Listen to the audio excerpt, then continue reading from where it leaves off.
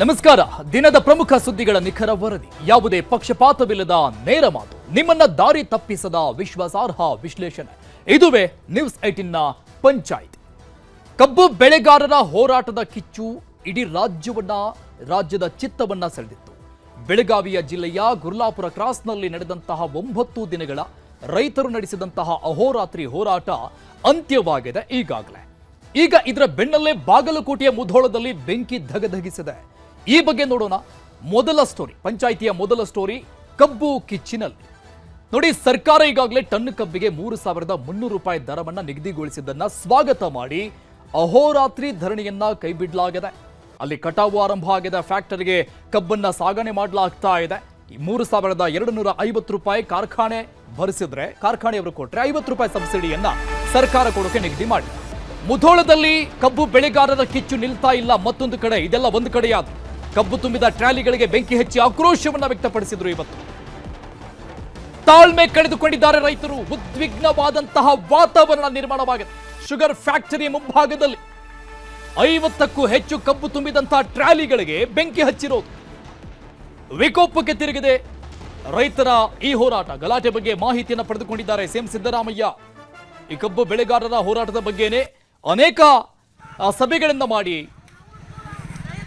3,300 ರೂಪಾಯಿ ಕೊಡೋಕೆ ಸರ್ಕಾರ ಸಿದ್ಧವಾಗಿದೆ. ಮತ್ತೊಂದು ಕಡೆ ಉದ್ವಿಗ್ನ ಪರಿಸ್ಥಿತಿಯನ್ನು ತಾಳಿರುವಂಥದ್ದು ರೈತರ ಹೋರಾಟ. ಆದರೆ ಬೇರೆ ಭಾಗದಲ್ಲಿ, ಬಾಗಲಕೋಟೆಯ ಮುಧೋಳ ಭಾಗದಲ್ಲಿ ನೋಡಿ, ಟ್ರ್ಯಾಕ್ಟರ್ ಬೆಂಕಿ ಹಚ್ಕೊಂಡಿರೋದು. 50ಕ್ಕೂ ಹೆಚ್ಚು ಟ್ರಾಲಿಗಳಿಗೆ ಬೆಂಕಿ ಬಿದ್ದಿದೆ. ಲಕ್ಷಾಂತರ ಲೋಡ್ಗಳನ್ನು ತುಂಬಿಕೊಂಡು ನಿಂತಹ ಟ್ರಾಲಿಗಳಿಗೆ ನೋಡಿ, ಬೈಕ್ಗಳು ಕೂಡ ಸುಟ್ಟು ಭಸ್ಮ ಆಗಿದೆ. ಮುಧೋಳದಲ್ಲಿ ಸಂಭವಿಸಿದಂತಹ ದೊಡ್ಡ ದುರಂತ ಆಯಿತು. ರೈತರ ಹೋರಾಟ ಎಷ್ಟರ ಮಟ್ಟಿಗೆ ವಿಕೋಪಕ್ಕೆ ತಿರುಗಿದೆ ಅನ್ನೋದನ್ನ ಈ ದೃಶ್ಯಗಳನ್ನ, ಎಕ್ಸ್ಕ್ಲೂಸಿವ್ ಆದಂತಹ ದೃಶ್ಯಗಳನ್ನು ನೋಡ್ತಾ ಇದ್ರೆ ಗೊತ್ತಾಗುತ್ತೆ. 3,500 ರೂಪಾಯಿ ಬೆಂಬಲ ಬೆಲೆಯನ್ನ ಘೋಷಣೆ ಮಾಡಲೇಬೇಕು. ಇಳುವರಿ ಆಧಾರಿತ ಹಣವನ್ನ ಕೊಡೋದು ನಿಲ್ಲಿಸಬೇಕು. ಆ ಬೆಳೆಗೆ ತಕ್ಕನಾದಂತಹ ಬೆಲೆಯನ್ನು ಕೊಡಬೇಕು. ಬೆಂಬಲ ಬೆಲೆ 3,500 ರೂಪಾಯಿ, 3,300 ರೂಪಾಯಿ ನಾವು ಒಪ್ಕೊಳ್ಳೋದಿಲ್ಲ. ಇದರ ಜೊತೆಗೆ ಸಕ್ಕರೆ ಸಚಿವರು ಶಿವಾನಂದ ಪಾಟೀಲ್ ಸಂಪರ್ಕದಲ್ಲಿದ್ದಾರೆ. ಸರ್ ನಮಸ್ಕಾರ. ಸರ್ ನಮಸ್ತೆ ಸರ್. ಸರ್, ಮೊನ್ನೆ ತಾನೇ ತಾವು ಹೋಗಿ ಸರ್ಕಾರದ ಆದೇಶ ಪ್ರತಿಯನ್ನ ಕಬ್ಬು ಬೆಳೆಗಾರರು ಹೋರಾಟ ಮಾಡ್ತಾ ಇದ್ದಂತ ಸ್ಥಳಕ್ಕೆ ಹೋಗಿ ಕೊಟ್ರಿ. ಈ ಹೋರಾಟದ ದಿಕ್ಕು, ಈ ಒಂದು ಪರಿಸ್ಥಿತಿಯನ್ನ ನೋಡ್ತಾ ಇದ್ರಿ, ಏನ್ ಅನಿಸ್ತಾ ಇದೆ ನಿಮಗೆ?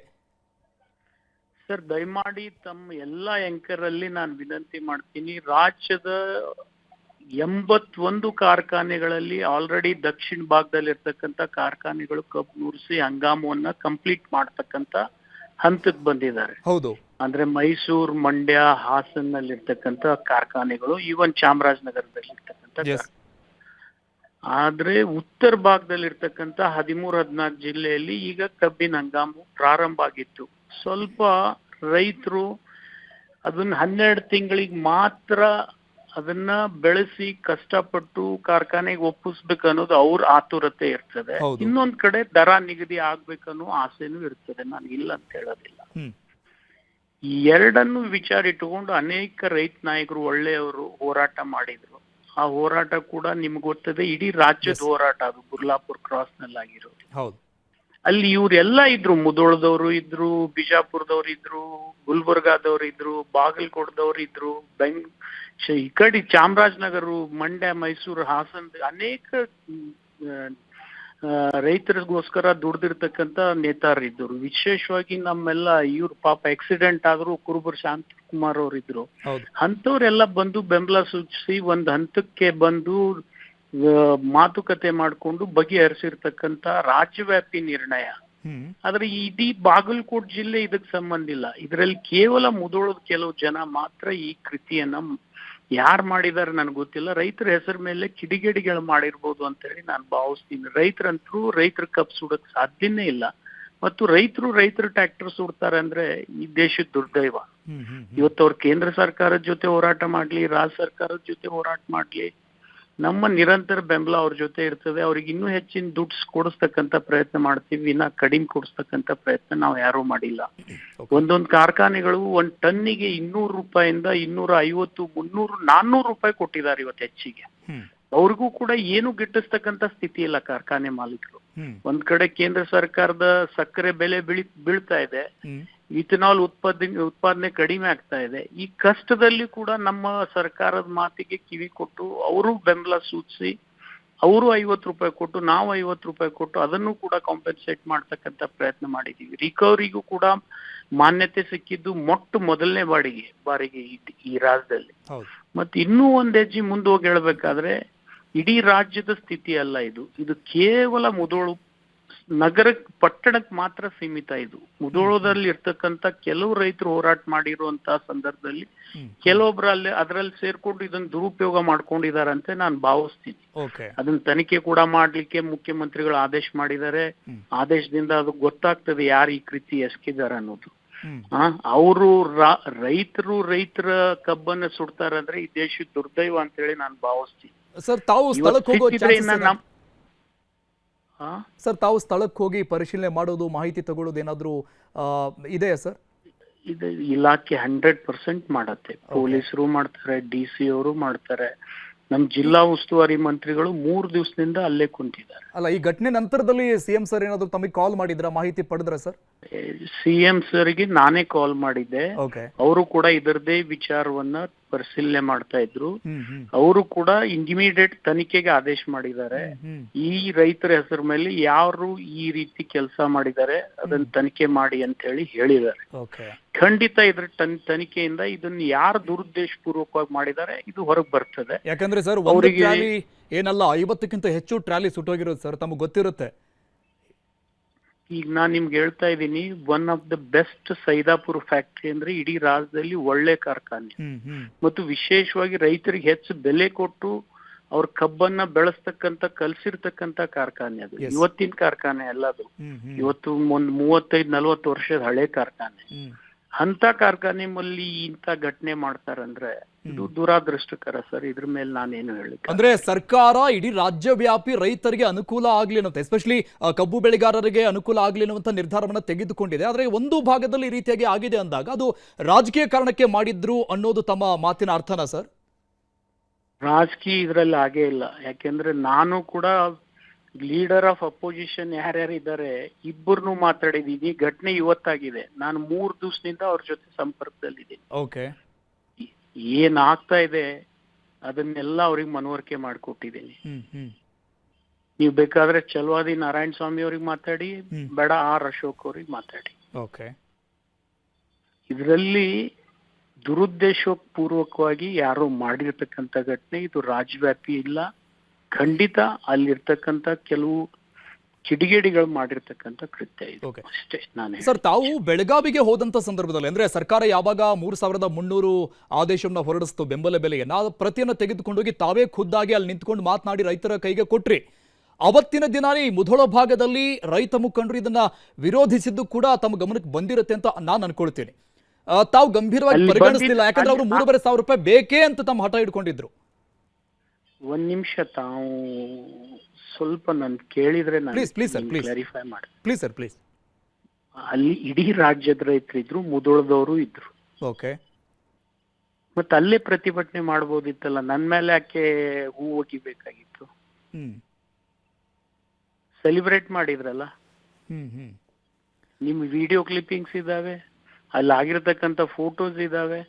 ನಾನೇನ್ ಪಾಪ ಅವ್ರಿಗೆ ನನ್ ಮೇಲೆ ಹೂ ಹಾಕಂತ ನಾನು ಹೇಳಿಲ್ಲ. ನನ್ ಕರ್ತವ್ಯ ನಾನ್ ಮಾಡಿದೀನಿ ಅಷ್ಟೇ.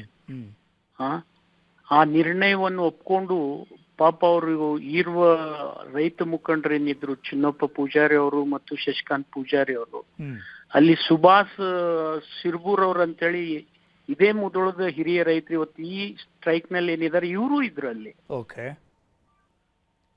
ಅವ್ರಿಗೆ ಕೇಳಿ ಅವತ್ತು ಯಾಕೆ ಒಪ್ಕೊಂಡ್ರು? ಇಲ್ಲಿ ಬಂದು 3300 ಇದ್ದಿದ್ದನ್ನ 3500 ಮಾಡೋದು ಏನ್ ಅವಶ್ಯಕತೆ ಇತ್ತು? ಆಯ್ತು, 200 ರೂಪಾಯಿ ಜಾಸ್ತಿ ಕೇಳಿದ್ರೆ ಖಂಡಿತ ಪ್ರಯತ್ನ ಮಾಡೋಣ, ಅದ್ರಲ್ಲಿ ಏನ್ ತಪ್ಪಿಲ್ಲ. ಹೆಚ್ಚಿಗೆ ಕೇಳಿದ್ರೆ ಯಾವ ಕಾರ್ಖಾನೆಗಳಿಗೆ ಶಕ್ತಿ ಇದೆ ಅವ್ರು ಕೊಡ್ಬೋದು, ಯಾರಿಗಿಲ್ಲ ಅವ್ರು ಹೆಂಗ್ ಕೊಡ್ತಾರೆ? ಯಾರಿಗೆ ಬೈ ಪ್ರಾಡಕ್ಟ್ ಇರ್ತದೆ, ಇಥನಾಲ್ ಇದೆ, ಕೋಜನ್ ಇದೆ, ಅವ್ರು ಸ್ವಲ್ಪ ಹೆಚ್ಚು ಕಡಿಮೆ ಶೆಲ್ ಡೌನ್ ಮಾಡ್ಬೋದು, ಕೊಡ್ಬೋದು ಅವರು ಪ್ರಯತ್ನ ಮಾಡಿದ್ರೆ. ಆದ್ರೆ ಈ ರೀತಿ ಅಲ್ವಲ್ಲ ಹೋರಾಟ ಮಾಡೋದು. ನಮ್ಮನ್ ಬೈಲಿ, ಸರ್ಕಾರಗಳನ್ನ ಬೈಲಿ, ಆದ್ರೆ ರೈತನ ಕಬ್ಬನ್ನೇ ಸುಡ್ತಾನೆ ಅಂದ್ರೆ ಇದು ರಾಜ್ಯದಲ್ಲಿ ದೇಶದಲ್ಲಿ ನಾನು ನೋಡಿರ್ತಕ್ಕಂಥ ಮೊದಲೇ ಘಟನೆ. Yes sir, obviously not sir. ಈ ರೀತಿಯಾದಂತಹ ಹೋರಾಟ ಯಾರು ಒಪ್ಕೊಳ್ಳೋದಿಲ್ಲ. ಇದು ಎಷ್ಟೇ ಆದ್ರೂ ಕೂಡ ರೈತರಿಗೆ ಲಾಸ್ ಅಲ್ಲ. ರೈತ ಈಗ 12 ತಿಂಗಳು ಬೆಳೆದವನಿಗೆ ಏನ್ ಯಾರು ಕೊಡ್ತೀವಿ? ನಾನ್ ಕೊಡ್ಬೇಕಾ, ಸರ್ಕಾರ ಕೊಡ್ಬೇಕಾ, ಸಾರ್ವಜನಿಕ ಕೊಡ್ಬೇಕಾ? ಎಸ್, ನೀವೇ ಹೇಳಿ ನೋಡೋಣ. Yes yes sir. ಅದ್ರ ಜೊತೆ ಅವರ ಟ್ರ್ಯಾಕ್ಟರ್ಗಳು ಕೂಡ ಸುಟ್ಟೋಗಿದಾವೆ ಸರ್ ಅಲ್ಲಿ. ಅಲ್ಲ, ಅವ್ರ ಟ್ರ್ಯಾಕ್ಟರ್ ಸುಡೋದು, ಅವ್ರ ಕಬ್ಬು ಸುಡೋದು ಇದು ಹೋರಾಟದ ಸ್ವರೂಪ ಅಲ್ಲ. ಇದು ರೈತರ ಹೆಸರಿನಲ್ಲಿ ಯಾರೋ ಕಿಡಿಗೇಡಿಗಳು ಮಾಡಿರ್ಬೋದು ಅಂತ ಹೇಳಿ ನಾನು ಭಾವಿಸ್ತೀನಿ. ಅಂತವ್ರನ್ನ ತನಿಖೆ ಮಾಡಿ ಹಿಡಿತಕ್ಕಂತ ಕೆಲಸ ಸರ್ಕಾರ ಮಾಡ್ತದೆ, ಖಂಡಿತ ಮಾಡ್ತದೆ. Yes sir, thank you so much sir, ನೀವು ಸರ್ ಜೊತೆ ಮಾತನಾಡಿದ್ದಕ್ಕೆ. ಇದು ಸಕ್ಕರೆ ಸಚಿವ ಶಿವಾನಂದ ಪಾಟೀಲ್ ಅವರ ಮಾತು. ಅವತ್ತು ಒಪ್ಕೊಂಡಂಥ ರೈತ ಮುಖಂಡರು, ಈ ಭಾಗದವರು ಕೂಡ ಅವತ್ತು ಪ್ರತಿಭಟನೆಯಲ್ಲಿದ್ದರು. ನಾನು ಈ ಆದೇಶ ಪ್ರತಿಯನ್ನ ಬೆಳಗಾವಿಯಲ್ಲಿ ಏನು ಮುಖ್ಯ ವೇದಿಕೆ ಇತ್ತು, ಈ ಗುರ್ಲಾಪುರ ವೇದಿಕೆ, ಹೋರಾಟದ ವೇದಿಕೆ, ಅಲ್ಲಿ ಕೊಡುವಂಥ ಸಂದರ್ಭದಲ್ಲಿ ಎಲ್ಲ ಭಾಗದ ರೈತ ಮುಖಂಡರು, ರೈತರು ಹೋರಾಟದಲ್ಲಿ ನಿರತರಾಗಿದ್ದರು. ಅವರ ಸಮ್ಮುಖದಲ್ಲೇ ಕೊಟ್ಟಿದ್ದೇನೆ. ಆದರೂ ಕೂಡ ಅವತ್ತು ಒಪ್ಕೊಂಡು ಇವತ್ತ್ಯಾಕೆ ಹೋರಾಟ, ಇದ್ಯಾರು ಕಿಡಿಗೇಡಿಗಳು ಮಾಡಿದ್ರು ಅಂತ ಹೇಳ್ತಾ ಇದ್ದಾರೆ.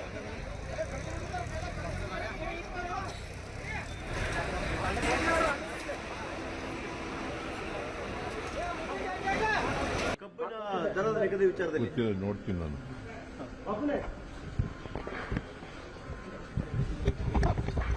ಕಬ್ಬಿನ ದರದ ನಿಗದಿ ವಿಚಾರದಲ್ಲಿ ನೋಡ್ತೀನಿ ನಾನು.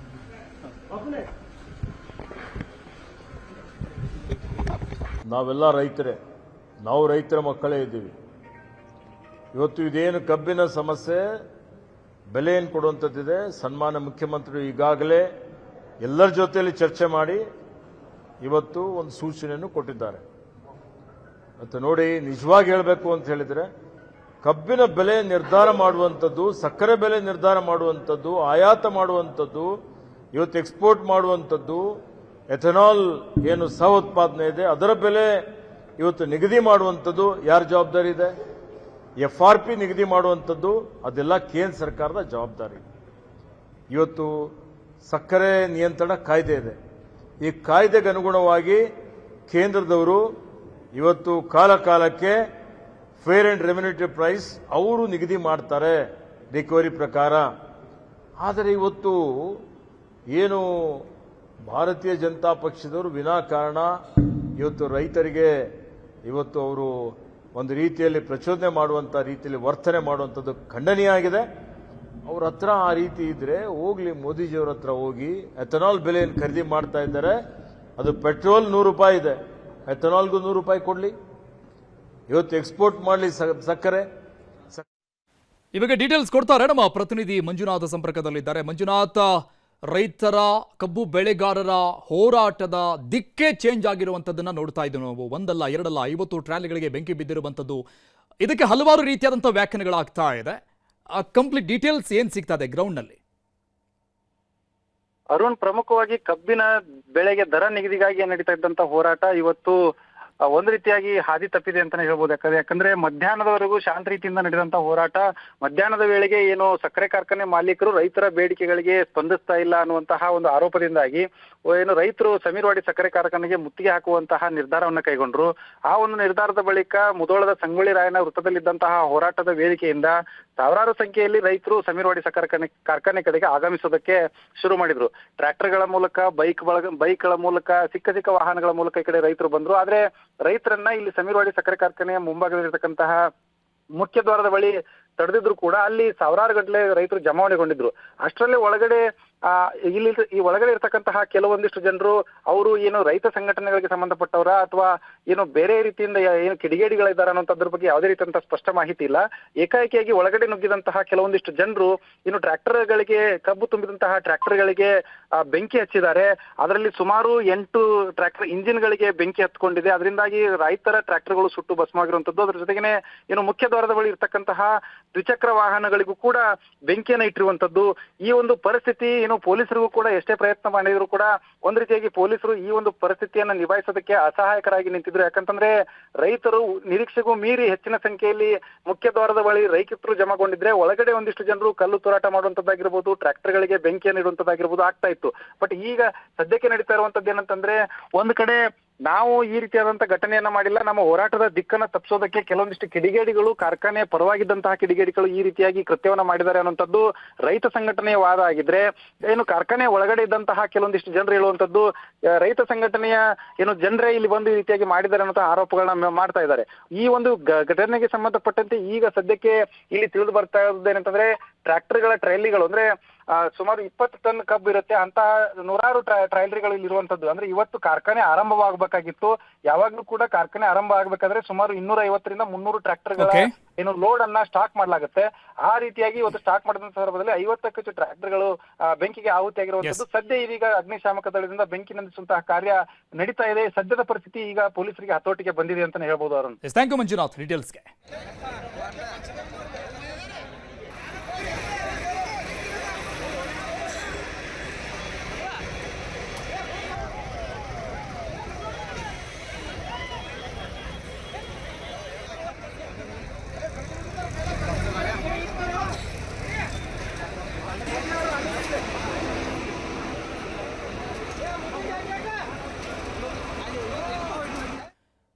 ಇದು ಕಬ್ಬು ಬೆಳೆಗಾರರ ಹೋರಾಟ ಮುಧೋಳದಲ್ಲಿ ಯಾವ ರೀತಿಯಾಗಿ ನಡೀತಾ ಇದೆ. 50ಕ್ಕಿಂತ ಹೆಚ್ಚು ಟ್ರಾಲಿಗಳಿಗೆ, ಕಬ್ಬು ತುಂಬಿದಂತ ಟ್ರಾಲಿಗಳಿಗೆ ಬೆಂಕಿ ಬಿದ್ದಿದೆ. ಈ ಬಗ್ಗೆ ತನಿಖೆ ಆಗುತ್ತೆ ಅಂತ ಸಕ್ಕರೆ ಸಚಿವರು ಹೇಳ್ತಾ ಇದ್ದಾರೆ. ನೋಡೋಣ ಏನಾಗುತ್ತೆ ಅಂತ. ಇನ್ನು ಪಂಚಾಯಿತಿಯ ಎರಡನೇ ಸ್ಟೋರಿಯನ್ನ ನೋಡ್ತಾ ಹೋಗೋಣ. Terror doctors white collar terrorist ಅಂತ ಕರೆಸಿಕೊಳ್ತಾ ಇದ್ದಾರೆ. ಟೆರರ್ ಡಾಕ್ಟರ್ಸ್ ನವೆಂಬರ್ 10ನೇ ತಾರೀಕು ಸಂಜೆ 6:52 ಕೆಂಪುಕೋಟೆ ಮುಂಭಾಗದಲ್ಲಿ ಸಂಭವಿಸಿದಂತಹ ಭೀಕರ ಸ್ಫೋಟ. ಆ ಸಿಸಿಟಿವಿ ದೃಶ್ಯಗಳನ್ನು ನೋಡ್ತಾ ಇದ್ರೆ ಎದೆ ಜೆಲ್ ಅನ್ಸುತ್ತೆ. ಈಗಲೂ ಕೂಡ ಇದರ ಜೊತೆಗೆ ಇನ್ನು ಮುಂದೆ ಕೂಡ ಎಲ್ಲೆಲ್ಲಿ ಏನೇನಾಗಬಹುದು ಅನ್ನುವಂಥ ಭಯ ಕೂಡ ಕಾಡ್ತಾ ಇದೆ. ದೆಹಲಿ ಭಾಗದ ಜನರನ್ನ ಹೊರತುಪಡಿಸಿದಂಗೆ ದೇಶದ ನಾನಾ ಭಾಗಗಳಲ್ಲೂ ಕೂಡ, ಯಾಕಂದ್ರೆ 300 kgಯಷ್ಟು ಜೀವಂತ ಸ್ಫೋಟಕಗಳನ್ನ ಉಗ್ರರು ಸಂಗ್ರಹಿಸಿಟ್ಟಿದ್ರು. 32 ಕಾರ್ಗಳನ್ನ ರೆಡಿ ಮಾಡಿಕೊಂಡಿದ್ರು. ದೇಶದ ಅನೇಕ ಭಾಗಗಳಲ್ಲಿ ಸ್ಫೋಟ ಮಾಡೋಕೆ ಅನ್ನುವಂತಹ ಸತ್ಯ ಹೊರಬಿದ್ದಿದೆ. ಈ ಬಗ್ಗೆ ತನಿಖೆ ಕೂಡ ಮುಂದುವರಿತಾ ಇದೆ. ಈ ಬಗ್ಗೆ ಒಂದು ಕಂಪ್ಲೀಟ್ ಡೀಟೇಲ್ಸ್ ಇದೆ, ನೋಡ್ತಾ ಹೋಗೋಣ.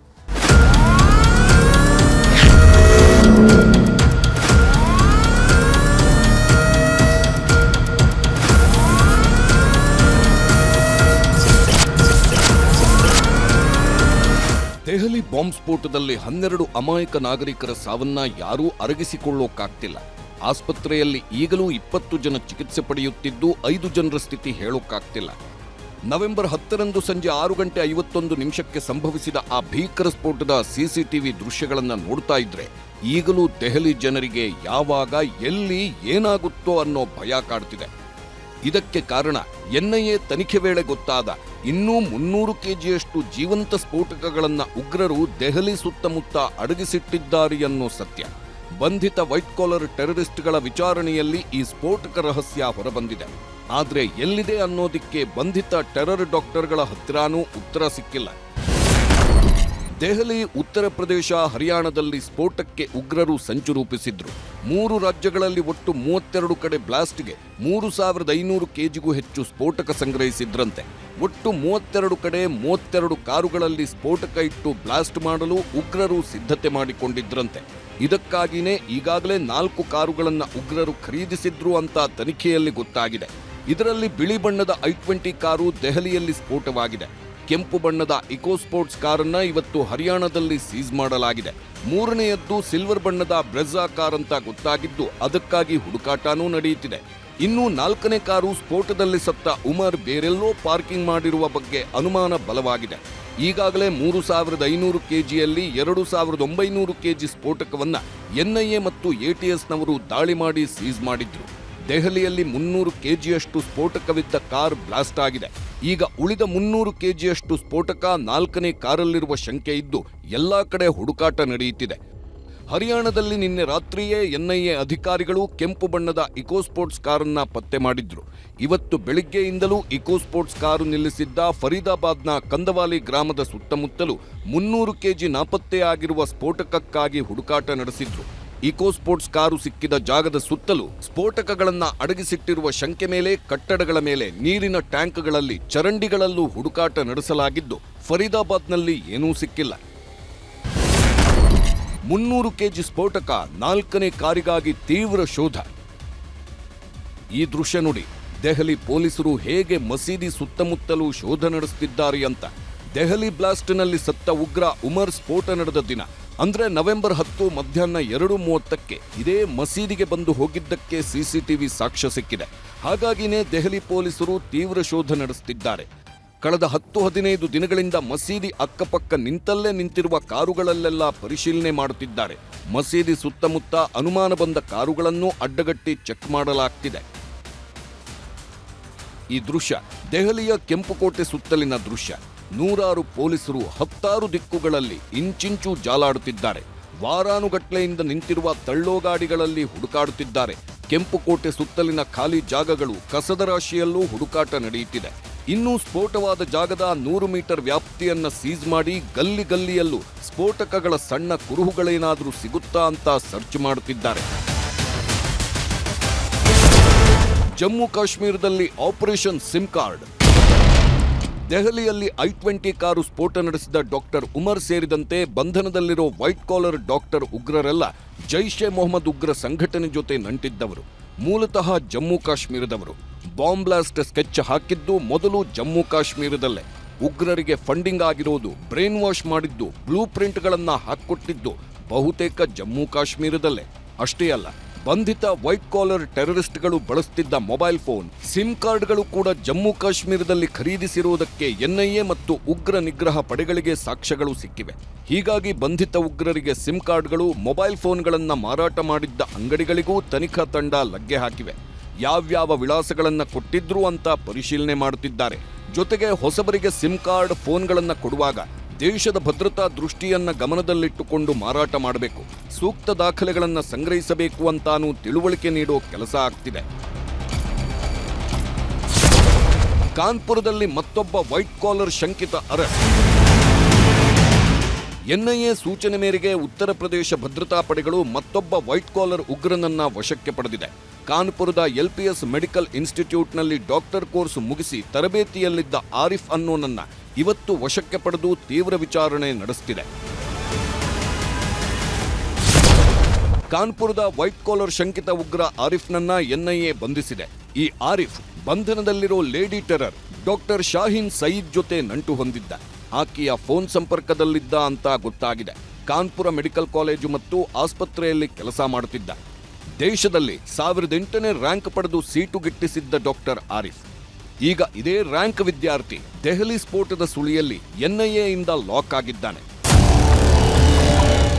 ಇನ್ನು ಕಾನ್ಪುರದ LPS ಮೆಡಿಕಲ್ ಇನ್ಸ್ಟಿಟ್ಯೂಟ್ ವೈದ್ಯರು ಆರಿಫ್ ಜೊತೆ ರೂಮ್ ಶೇರ್ ಮಾಡಿಕೊಂಡಿದ್ದ ವೈದ್ಯ ಅಭಿಷೇಕ್ಗೂ ಈ ವಿಷಯ ಕೇಳಿ ಶಾಕ್ ಆಗಿದೆ. ಸುದ್ದಿಗೋಷ್ಠಿ ನಡೆಸಿ ಆರಿಫ್ ದೆಹಲಿ ಸ್ಫೋಟದ ಕೇಸಲ್ಲಿ ಸಿಲುಕಿರುವುದಕ್ಕೆ ಅಚ್ಚರಿ ವ್ಯಕ್ತಪಡಿಸಿದ್ರು. 4 ದಿನದ ಸ್ಫೋಟಕ ತನಿಖೆ ಬಗ್ಗೆ ಅಮಿತ್ ಶಾ ಸಭೆ. ದೆಹಲಿ ಸ್ಫೋಟ ಸಂಭವಿಸಿ ಇವತ್ತಿಗೆ 4 ದಿನ. 4 ದಿನದಲ್ಲಿ ಏನೆಲ್ಲ ಬೆಳವಣಿಗೆಗಳಾಗಿವೆ ಅಂತ ಕೇಂದ್ರ ಗೃಹ ಸಚಿವ ಅಮಿತ್ ಶಾ ಸಭೆ ನಡೆಸಿದ್ರು. ಜೊತೆಗೆ ನವದೆಹಲಿಯಲ್ಲಿ ಭದ್ರತೆಯನ್ನು ಬಲಪಡಿಸಲು ಉನ್ನತ ಮಟ್ಟದ ಸಭೆಯಲ್ಲಿ ಹಲವು ನಿರ್ಧಾರಗಳನ್ನು ತಗೊಂಡಿದ್ದಾರೆ. ಸಭೆಯಲ್ಲಿ ದೆಹಲಿ ಮುಖ್ಯಮಂತ್ರಿ ರೇಖಾ ಗುಪ್ತಾ ಮತ್ತು ದೆಹಲಿಯ ಗೃಹ ಸಚಿವ ಆಶೀಶ್ ಸೂದ್, ಕೇಂದ್ರ ಗುಪ್ತಚರ ಇಲಾಖೆ ಮತ್ತು ರಾ ಮುಖ್ಯಸ್ಥರು ಕೂಡ ಭಾಗಿಯಾಗಿದ್ರು. ಒಟ್ಟಾರೆ ಎನ್ಐಎ ಟೀಮ್ ಉಗ್ರ ಸ್ಫೋಟದ ತನಿಖೆ ತೀವ್ರಗೊಳಿಸಿದೆ. ಕೇಂದ್ರ ಸರ್ಕಾರ ದೇಶದ ಪ್ರಮುಖ ನಗರಗಳಲ್ಲಿ ಭದ್ರತೆ ಹೆಚ್ಚಿಸೋ ತೀರ್ಮಾನ ಮಾಡಿದೆ.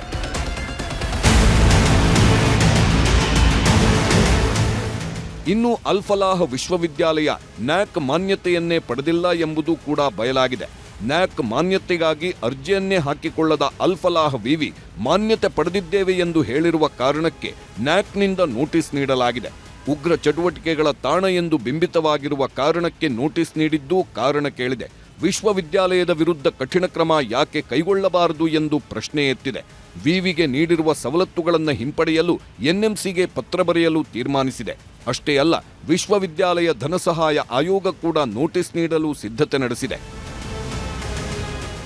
Bureau report, news 18. ಇದು ಇವತ್ತಿನ ಪಂಚಾಯಿತಿ. ನೋಡ್ತಾರೆ ನ್ಯೂಸ್ 18 ಕನ್ನಡ. ಜಾಲ ನಮ್ಮದು, ಬಲ ನಿಮ್ಮದು.